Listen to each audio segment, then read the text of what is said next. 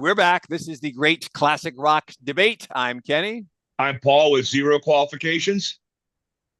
And I'm Steve. And we talk anything and everything classic rock. We try to keep it interesting. We try to have fun. If you're watching right now, please like, comment, and subscribe. We will love you for that. Now, tonight's topic is going to be Nazareth. Do I understand that right? Oh, Yes. yeah. Okay. Yeah. But before we do our deep dive into Nazareth, a couple of things first. Steve, did you get it? Steve was not with us last week. So, Steve, did you get a chance to catch up on the episode? I did not know you guys posted one, so that's bad on me. Oh, okay. All right. We just decided to, it was sort of a departure. It wasn't really so much a classic rock discussion. We talked about songwriting, what constitutes a well-written song, what constitutes a great songwriter, that sort of thing. And we went off in a few different directions with it. So, Matter of fact, if we get done with Nazareth, we could ask Steve's opinion. okay. All right. Yeah, that's good. Okay. So I wanted to just mention that up front. And then the second thing is, you guys are definitely going to have to carry the load tonight because I'm not a huge Nazareth buff. But I do want to start because I was 14 years old when the song Love Hurts broke onto the airwaves in 1975. It was a massive hit. Yeah. Nobody, at least here in the States, had ever heard of Nazareth. So this is a new name, a new band. And you know what? I don't know if this necessarily qualifies. You guys give it some thought, but this might be the very first song that we would categorize as power ballad. That term did not exist in 1975. However, It's a ballad. It's a slow song, but it is a rock song. And I like to always differentiate between a ballad versus a power ballad, because a power ballad is still a rock song. And if it's not a rock song, it can't claim power ballad status. So, and I think that might be what it was, because I can tell you as a 14-year-old who was into rock, and all my classmates and buddies were into rock, we all loved that song. We thought it was great. And again, nobody knew anything about Nazareth, who they were. And by the way, guys, quick trivia question. Who knows where they got that name, Nazareth? I read this today. Oh, it's from the band. The band. Ah, you guys ruined it for me. Yes, you are correct. The lyrics to the song "The Wait," where he says "Road down to Nazareth" or whatever. Because I didn't realize that. I actually had to look it up, but I thought there was some similarity there, but I was never sure until I actually read it on Wikipedia, or on the internet today. I think it was Wikipedia where I read it. Yeah. All right. Yeah. So, who sang that lyric? Either one of you? For the Bob band? Dylan. No, for the band. Yeah. Who's the lead singer of the band? Oh God. Robbie Robertson. Robbie Roberts. And then who's the drummer? God, why is his name escaping me? Levin Helm. Yeah, Levin Helm. Yeah. It's not Levon? I don't know. I don't remember. I always thought it was Levon. I thought so Okay, too, but I'm not going to claim to the be an expert. but Levon the Helm. It's Levon. Yeah. Levon Helm. Okay, yeah. Who was in that awful movie Shooter with Mark Wahlberg. The book was good. The book was good. The movie was terrible. Anyway, moving on. Hold on. If we're going to trivia, he was in The Right Stuff. Levon Helm?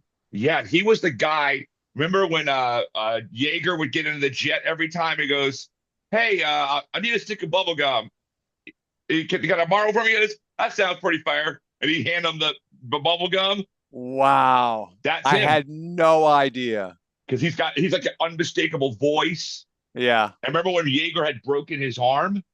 I had to get in the X1 or whatever it was, and the guy made him a thing so he could close the door down because he couldn't close it. His arm was broken. Right.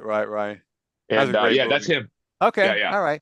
So anyway, to finish out with Love Hurts, big hit. I found out years later it was a cover. I did not know that. I just assumed it was an original song, and it introduced us all to Nazareth. However, it was a little odd that in the months and even years afterwards, there was no big hit to follow up Love Hurts. It was sort of a one and done. Hold on. I know that Nazareth continued recording, but okay, if you're going to throw Hair of the Dog at me, that's fine. but that would have only gotten play on rock stations. It wasn't heard anywhere else.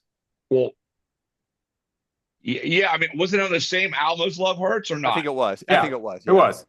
Yeah. It is. Well, It is go a ahead, Steve. shame that they are only really recognized commercially and by on the classic rock stations by those two songs. Right. Right. And we can get into this, but the influence of that album, Hell yeah, Steve's right. oh my God, that is the Hair of the Dog is probably the Appetite for Destruction of the 70s. Okay. All And right. you can, if you Yeah. listen to that record, you can hear the influence that it had on Axl Rose, Oh, okay. unmistakably. Yeah, For because those you of can you hear that. Go who have ahead, Steve. not listened, I've owned that record since like probably for 30 plus years. And there's not a backtrack on it. It's probably in my top 10 of favorite albums of all time. Oh, wow. Okay. All right. It Had is no a idea. it is a great record, and it's unfortunate they're only known for kind of the two songs on there. But there is Okay, listen, not a that's really the only two songs I've ever really known by Nazareth. And Well, again, Hair of the Dog was a song I was more likely to hear in a rock bar or something, but not so much on the radio. Even it shows up on classic rock playlists, but I've never heard it too much. Kenny, when you and I were at Auburn, they had a song. It was like a mild hit in that era, and it goes. And correct me if I'm wrong. Because "Mama, please, no more facelifts." I don't I recognize. think that song is called Holiday. Yeah, and Yeah. that was Nazareth, right? Yes, it was. You're right. It got a little airplay. I don't think it ever became recognized as a hit, but you're right. I do Because I remember couldn't that song. remember if that was on.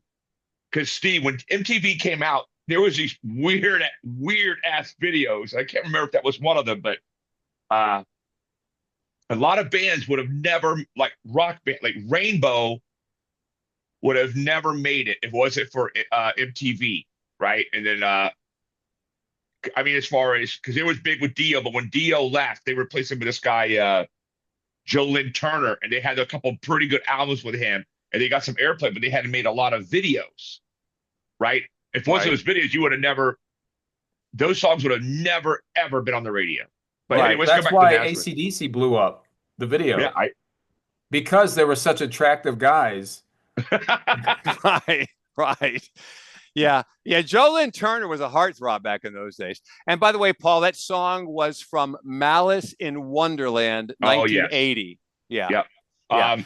But you could hear that on rock stations back in those days, even though it's not really a hard rocking song. No, it's not. Yeah. It's a weird song, actually. Yeah, it is. When I first heard Nazareth, and specifically Hair of the Dog, I thought it was AC/DC. They sounded like, the lead singer, Dan McCafferty, he's Scottish. They're a Scottish band. Right. He sort of sounds like a cross between Bon Scott and Brian Johnson. And if you really listen to the entire album of from Hair of the Dog, and it will. I'm telling you, it is one of the most underrated or probably cult albums of all time. There is a song on there it ends the album called "Please Don't Judas Me," and it sounds like it could have been something written by recorded by Black Sabbath. Wow. Okay. Oh, it's good. It's very dark, melodic. And I'm telling you, for those of you, unfortunately, who have only heard kind of the two songs from that record, right. check it out, because there's another song on there, the second song, Miss Misery, and that sounds like almost like an AC/DC anthem as well. Okay. It really is. They are a guitar band, and they'll just kick you in the ass. And their lead guitarist was Manny Charlton, isn't that right? I can't remember. I'm not that familiar. I am not that familiar with. I'll admit, I know 3 albums from Nazareth, kind of the 2 albums that preceded this one, and I never really listened to them much after that. I know their lead singer died a couple of years ago, but I never saw them on tour. But the other 2 albums that came before it, they're pretty solid, but nothing kind of meets Hair of the Dog. Okay. And again, it is like the Appetite of Destruction of the 70s. Well, okay. The expression, and I don't know I think they got the name Hair of the Dog. That's a drink, right? It's an alcoholic drink. Could Yeah, be. Okay. No, it is. It's some kind it of, is. I I don't know don't if know if it's that's a, where they got the name, but I'll because make the assumption. I had never heard that. Have you ever heard other than that drink? Like, what is that supposed to mean? Like, I've never heard the expression other than Nazareth's album. no, I know because I've heard of the drink. I can't remember if it's a mixed drink or if it's a I just can't remember. It's a really bad Mexican beer. No, are you serious? No. Well, I saw this article, or I think it was on Wikipedia now, where because when on the spaghetti incident, GNR covers that song Right. "Hair of the Dog," and Axel supposedly tells Slash, "This guy is where I model my voice after," Oh, Oh, absolutely. okay. and you could hear it. Like when Steve has that song he was talking about, "Don't Judas Me," you could. I'm like, oh my god, this does sound like Axl Rose. Yes, that is like the biggest influence you can hear from Axl. It's like without Nazareth, there is no Guns N' Roses. Okay. Or That's that interesting. no Axl. By the way, just for what it's worth, because we throw out a bone to Professor of Rock every now and then. He did a full video on the song "Love Hurts," and it's an interesting side fact anecdote that the lead singer sang that song 2 octaves above where he normally sings for some reason or another, which made the song. It gave it the sound, the unique, perfect sound that it needed. Because I guess if he sings in his normal range, it doesn't work as a ballad. Right, because Yeah. it would be too gravelly and like. Right. Well, like again, Because he sounds almost like Brian Johnson singing that song. Right. But in that He song, does. You're right. he's got the gravelly isn't there so much in that song. True. Because in Hair of the Dog, now you messing with like that versus Right. love, like Right. there's no Right. Yeah, gravel. I would like to have heard him, sing it as he was older to see if he could really hit those high notes because it's just such an unusual range. So that is interesting to hear that Yeah. that he sung it at kind of 2 octaves higher. Yep. Yep. And And also, just while we're uh, still on Love Hurts, recorded originally by the Everly Brothers in 1960 and then by Roy Orbison in 1961. So it goes way, way back. hold it, weren't the Everly Brothers Teaks? I think they were. I think they were. Yeah, I think they were. Yes. That's Yeah. Kenny Knight fraternity, Tau Kappa Epsilon. Yeah. But it's just interesting that in 1975, when Nazareth is on the radio with Love Hurts, there's virtually not a single human being who knew that was a cover.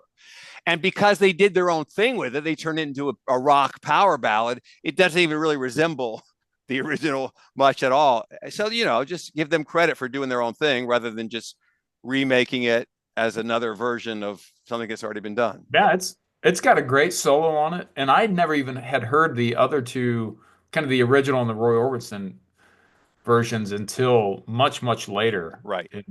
In my adult life. I mean, it's probably 10 plus years after I bought that record. I had no idea that they had covered it. I always thought it was an original. That record was played constantly in my gym in high school, Really? when I was in football.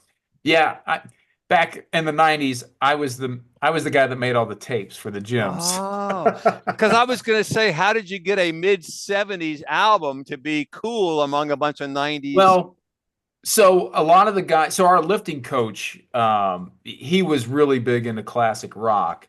Okay. And he worked at another gym that all they played was classic rock. And so this is like, 1990, 1991. And so that's how I got into it, is that they only played classic rock in my gym in my hometown. And then he became our lifting coach, and he knew that I had the same fondness of classic rock as he did. So he allowed me to make kind of the mixtapes for the football team for our gym. So Okay. Wow, that's pretty cool. yeah, unfortunately they moved to CDs at some point. Right. The gym Right. where Kenny and I started, the guy played like disco and not disco, but like dance music at clubs. And every time I went in there, I had to like turn up my thing to the full because I couldn't stand to hear the music. It was the worst. He was, to be fair, and his name was Dave, and he was a strange guy, but he kind of went with whatever the crowd wanted. Like he would play club music, but also if 2 or 3 guys said, "Hey, put on some rock," he would change it. I don't think he would care. I never heard him play rock because he would say, "This is Palm Beach County's best disco." He would always say Oh, that. Oh yeah, he there probably was did. no disco allowed in my gym. It was classic rock. I mean, or Metallica. It was classic rock or modern rock. So Right, right. This that guy was who ran our gym, could be the top 5 funniest human beings, but he wasn't trying to be funny. Unintentionally funny. He would just follow her. Seriously, if you had a reality show with this guy, it would go number 1 Yeah, because the stuff he would say is hilarious. yeah. And Just his normal conversation was hilarious. Yeah. he he put on the leg press machine, had something to do with classic rock, 10 plates maximum. Right. So one day Yeah. I went, Kenny, look. You go, yeah, maximum. That's not what that It's says. not what it says. Maximum. Right. Yeah. He was dyslexic or something. He misspelled easy words. Yeah. Well, all right. But, Is there anything else on Nazareth? Like, okay. Well, listen, here, I have a question for you guys because as I was reading through, just sort of scanning through some album reviews, I saw a theme that repeated itself. And it was something like this. In the 70s, they were a hard rock blues based, and then the 80s with MTV, they that's what I was changed saying. their sound. Yeah. They changed their sound. It became much less blues, classic, hard rock type of thing, more geared towards 80s, towards videos. It was more geared towards radio, pop, whatever. And it was anyway, a big change, and their core audience from the old days abandoned them. So Yep. tell me about that. Well, I mean, you and I have talked ad infinitum on Boston, and another band that falls in this category is REO Speedwagon. Correct. Yeah. And so now listen, if I'm in a band and I got a house to pay for and I got family, and someone says, hey, you need to widen your approach and stop playing this speed metal. I'm making Yeah. a Your joke about that. records are not making profit. You got to change something. So they change it. And then Yeah. they go, there's this new thing, and you make videos and exploded. Look what it did for NXS. Right. They made that video, the one thing as a Yeah. good looking guy, and there's these people, and you're like, oh, this is like horny music kind of stuff. Like he's talking about banging women. I'm like, I like this guy. So take advantage of what you got, right? Right. yeah. That's why Ween exploded in the early '90s. That video pushed the Little Daisies. Oh my And- God. He said, Yeah, "Ween." yeah. I do that to my daughters. If my oldest daughter like gets too cocky, I put on Push the Little Daisies and I sing along.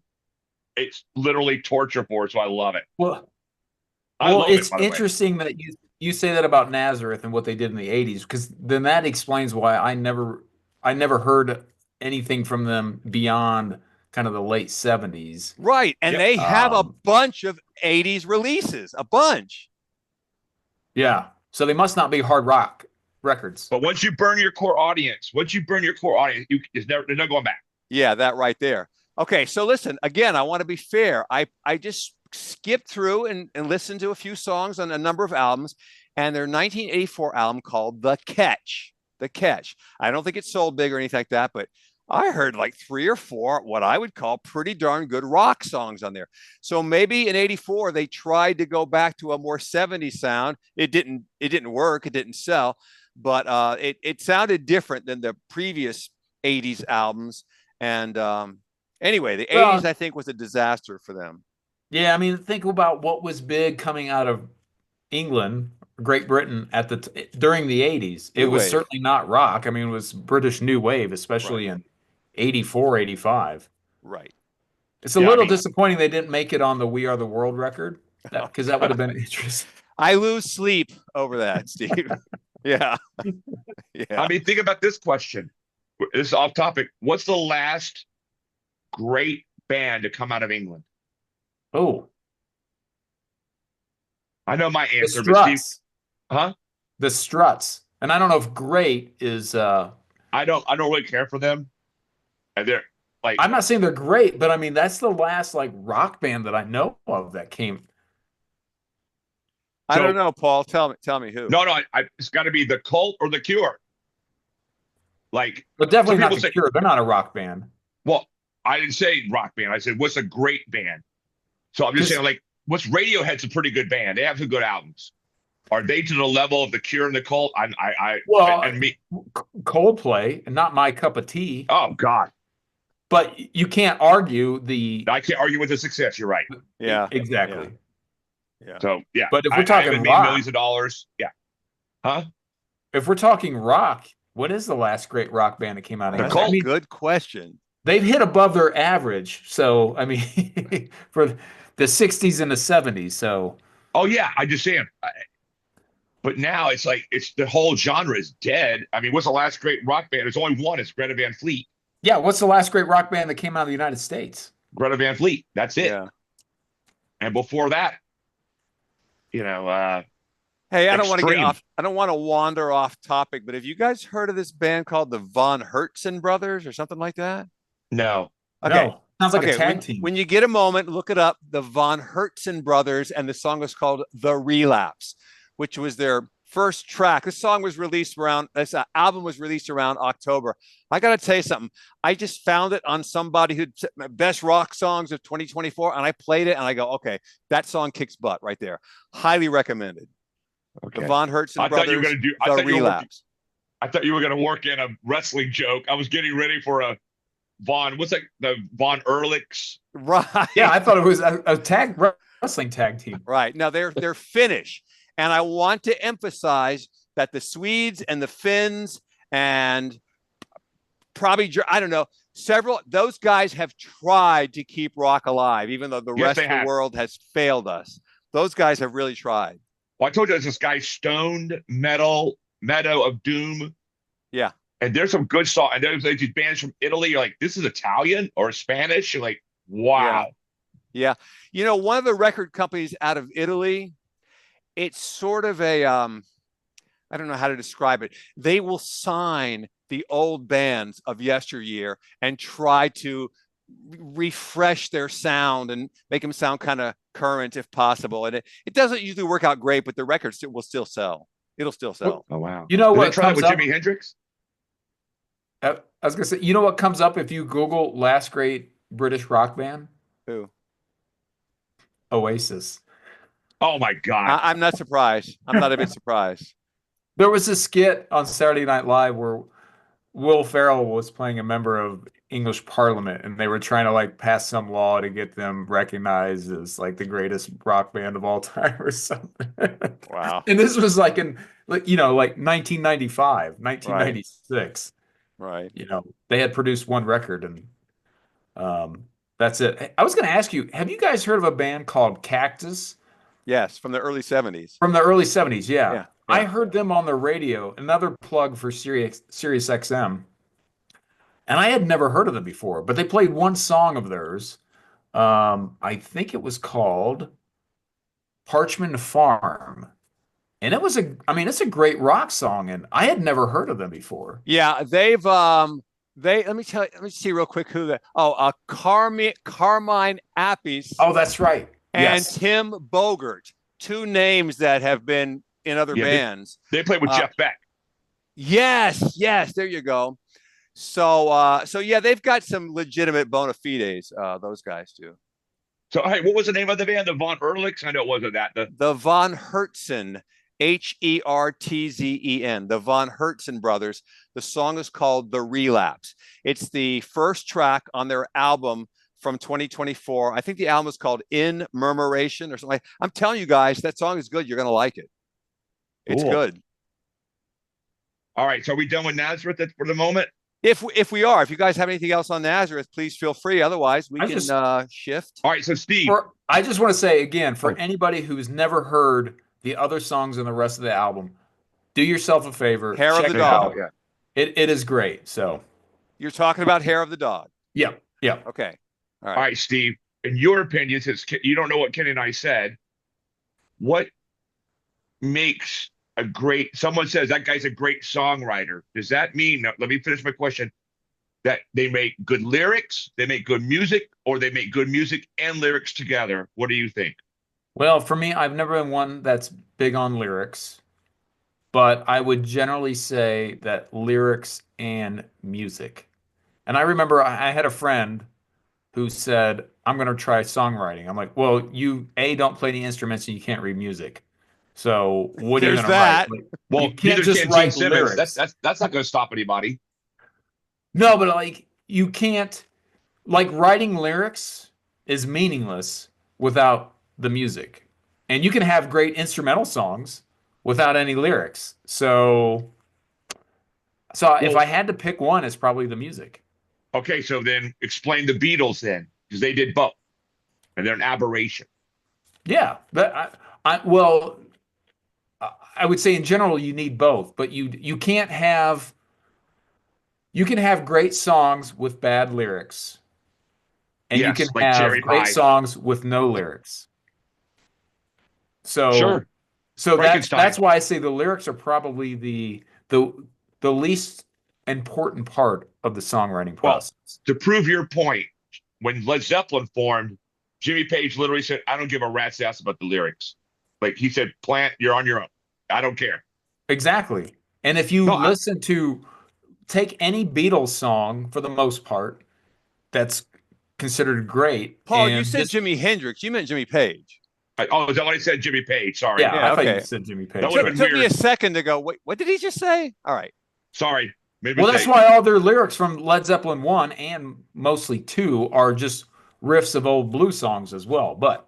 Um but just, if you just read the lyrics from most great songs, you're like they're not like they're not poems. I mean, Dylan is an example of a great lyricist who writes great songs, and you got to like his voice. I get it. That probably turns people off, Right.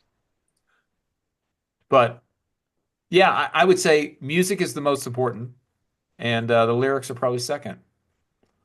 Okay, no, it's no right answer because we both came to Neil Peart, Rush. He wrote all the lyrics, and then Sting. And yeah, and you got to admit, like the lyrics Here it from Rush comes, songs are not great. I mean, they're talking about like Star Steve. Trek and I'm gonna come through that thing and hurt you. and Well, Like you we have a talked whole about album dedicated to Ayn Rand, you dumbass. how, and this is not to criticize or praise. It's just simply that you've got lots of different levels of lyrics as far as I'm going to use the word profundity, okay? And I don't want to single out Motley Crue, but we've been making fun of girls, girls, girls for so many years, right?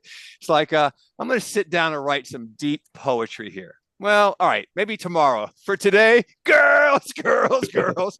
exactly. Right. Look at "Love Me Do" by the Beatles.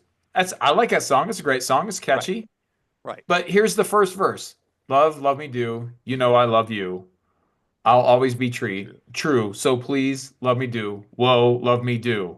Right. Like Right. Yeah, but hold it. You're talking about the Beatles, their formative years. But like, if you start talking about Eleanor Rigby or I Am the Walrus, Cuckoo, Right. that Different stuff gets period, heavy, definitely. Yeah. pretty heavy, pretty fast. Yeah. yeah, but the Walrus is great because of the lyric or because of the music, not because of the lyric. I mean, the lyrics go with it, Well, I mean, Yeah, they but do. they fit. well, it's because But we Kate and I weren't talked about really, this. What's Paul. your favorite? We were not really judging. Oh well, if it's more intellectual, that makes him a better songwriter. We were just saying that there's different levels, and depending on what your kind of music you're making, and depending on what message it is that you want to state, then your lyrics are going to vary. And if as long as it works, as long as those lyrics work with whatever type of song it is, that's perfectly fine. Yeah, I think there's an underlying thing with the lyrics because with Rush, they got deeper meanings to all their songs, very deep meanings. Right. Um, each another's audience on, we are each another's audience. That's like one of those profound lines in history of Right. all Right. music, not just rock, that Neil Peart wrote. So Right. it's like versus, Dr. Feelgood, gonna give me some drugs. Yeah, yeah, yeah. More drugs, Dr. Feel right. You know what I'm saying? It's like Well, most rock songs do not have great lyrics.